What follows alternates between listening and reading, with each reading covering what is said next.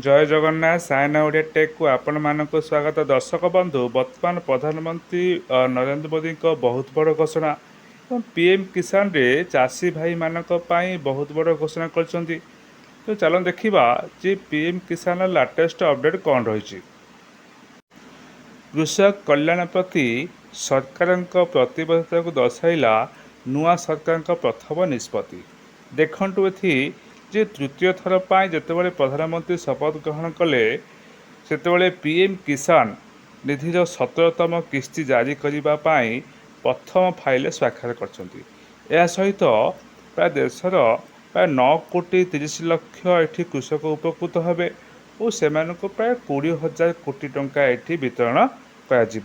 तो आपण मैंने पीएम किसान रे केते टंका पाइबे, 17तम किस्ती केबे पाइबे मु आपनको कहबी। देखो जितेबाला प्रधानमंत्री कहते कृषक कल्याण पर आम सरकार संपूर्ण रूप प्रतिश्रुतिबद्ध। तेणु बर्तमान पीएम किसान रे समस्ते टंका पाइबे।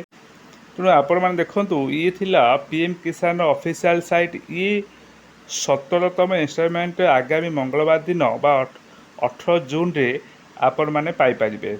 एथिपाई आपण को गोटे काम करिया पड़ो कौन देखंतु जे आपण जदि केवाईसी अपडेट आपण मैंने निहाती केवाईसी अपडेट करतु। आपण मानक 2 दिन समय अछि।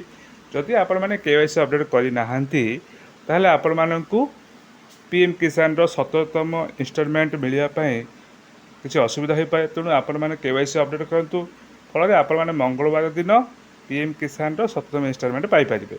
ये थिला पीएम किसान रो लाटेस्ट अपडेट।